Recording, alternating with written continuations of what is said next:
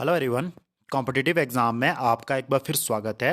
आज मैं यहाँ आपके साथ एचआरटीसी कंडक्टर की फाइनल कट ऑफ कितनी जा सकती है उसके बारे में यहाँ हम एनालिसिस करेंगे। और हमें कई कैंडिडेट के मैसेज आ रहे हैं कि हमें बाहर किया गया है और किस रीज़न से उन्हें बाहर किया गया है। और बहुत से कैंडिडेट जो है अपने सर्टिफिकेट वैलिड सर्टिफिकेट ना होने के कारण या वैलिड लाइसेंस नहीं होने के कारण जो है बाहर हो रहे हैं। तो इसके बारे में हम यहाँ चर्चा करेंगे कि कितनी कट ऑफ जो है जा सकती है। आप देख सकते हैं कि टोटल जो कैंडिडेट है उनको जो है शॉर्टलिस्ट किया गया है डीवी के लिए, वो है 826। और आप देख सकते हैं कि एक सीट के लिए लगभग आपके 2.29 कैंडिडेट है, जिसमें कि एसटी एसटी जो ओबीसी है ओपन के जो जितने भी कैंडिडेट है वो जनरल कैटेगरी में शिफ्ट होंगे। यदि वो जनरल कैटेगरी से ज़्यादा मार्क्स ले लेते हैं तो उनका जो शिफ्टिंग है वो जनरल कैटेगरी में हो जाएगी। इस वजह से जो जनरल की कट ऑफ है वो हाई चली जाती है। मान लीजिए कि अगर जनरल की कट ऑफ 55 जा रही है तो लगभग 5 से 6 मार्क्स आपकी कैटेगरी की कट ऑफ कम रहती है। तो इसी वजह से जो है जनरल में जो है हाई कट ऑफ जाती है। और आपको पता है कि डॉक्यूमेंट वेरिफिकेशन 19 फरवरी 2024 से स्टार्ट हो चुकी है, जो कि 6 मार्च 2024 तक चलेगी। और आपको रिजल्ट भी इसका लगभग मार्च के अंतिम सप्ताह में देखने को मिल जाएगा। तो आप देख सकते हैं कि टोटल इसमें कितने पद हैं। 360 पद इसमें एडवर्टाइज है, जिसमें कि जनरल के 130 पद है। लेकिन जनरल के 130 कैंडिडेट यहाँ पर नहीं सिलेक्ट हो पाएंगे।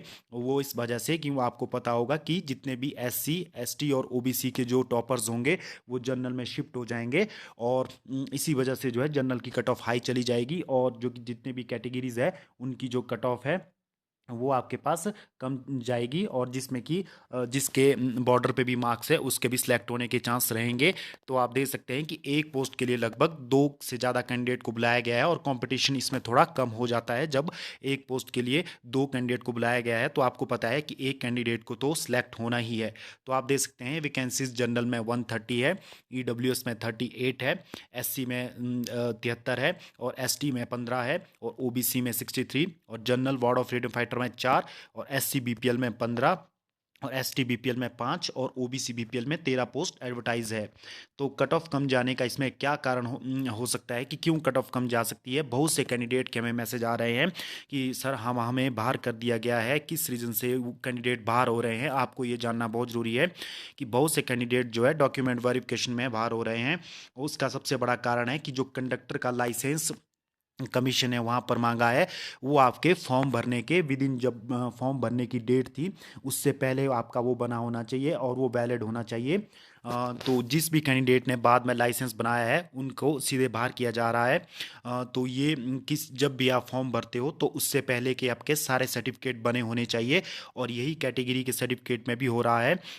एक्सपायर होने के बाद में बना होगा, यानी कि जब डेट आपके एग्जामिनेशन फॉर्म फिल करने की थी उसके बाद यदि आपने सर्टिफिकेट बनाया है तो वो वैलिड नहीं होगा। और इस रीज़न से भी बहुत से कैंडिडेट जो है बाहर हो रहे हैं।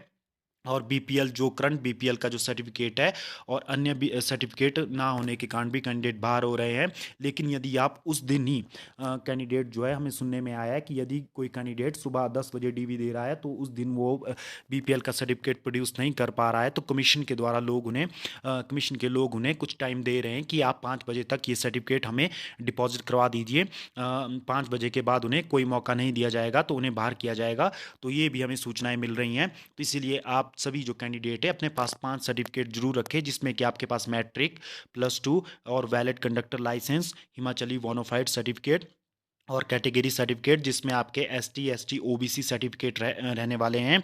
और उसके अलावा बीपीएल के सर्टिफिकेट जो कि वैलिड होनी चाहिए, यानी कि डेट के पहले फिल करने के पहले बने होनी चाहिए। जिसने पहले फॉर्म भरा है हमीरपुर जब बोर्ड था तो उन्हें कोई दिक्कत नहीं है। लेकिन जब अभी एचपीपीएससी ने ये पोस्टें एडवर्टाइज की थी और जिसने उस समय ये फॉर्म भरा है तो उनको जो है अपने सर्टिफिकेट अच्छे से वहाँ पर देख कर अपना लाइसेंस चेक करके हर चीज़ अपना चेक करके वहाँ पर ले जाने हैं।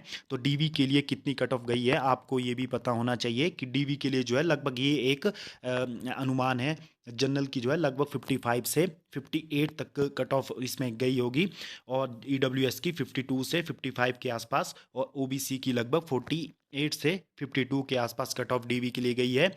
और एससी की 49 से लेकर 43 के आसपास 53 के आसपास ये कट ऑफ गई होगी। अब डीवी के बाद जो है इसमें सिर्फ डॉक्यूमेंट वेरिफिकेशन है।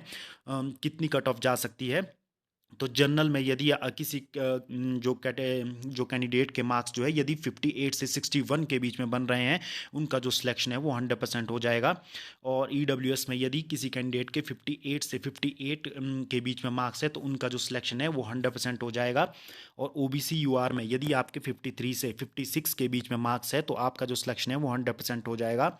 और एससी यूआर के यदि आपके 52 से लेकर 55 के बीच में मार्क्स है तो आपका जो सिलेक्शन है वो 100% हो जाएगा। और एस टी यू आर के 53 से लेकर यदि 57 तक मार्क्स है तो आपका जो सिलेक्शन है वो 100% हो जाएगा। तो आपको पता है कि जनरल में कट ऑफ हाई इसलिए जाएगी क्योंकि बहुत से जो कैटेगरी के टॉपर्स होंगे वो आपके जनरल में शिफ्ट हो जाएंगे, और इस वजह से जो है जनरल की सबसे ज़्यादा कट ऑफ जाएगी। मान लो कि जनरल की कट ऑफ यदि 58 जाती है तो आप 5 नंबर कैटेगरी वाले कम कर सकते हैं, तो 58 यानी कि 52 के आसपास या 53 के आसपास लास्ट जो कैंडिडेट होगा वो कैटेगरीज में सेलेक्ट हो सकता है। तो इसी के आसपास जो है आपकी कट ऑफ रहने की उम्मीद है। तो आपको पता है कि 6 मार्च को आपकी डॉक्यूमेंट वेरिफिकेशन ख़त्म हो जाएगी और लास्ट वीक ऑफ मार्च में आपको ये रिजल्ट देखने को मिल जाएगा। तो ये आज की वीडियो में आपके लिए लेकर आ गया था। आज की वीडियो आपको किस प्रकार की लगी? आप इस वीडियो को हमारी लाइक कर सकते हो, शेयर कर सकते हो, और इसी प्रकार के फ्यूचर अपडेट के लिए आप हमारे चैनल कॉम्पिटिटिव एग्जाम से जुड़ सकते हो। धन्यवाद।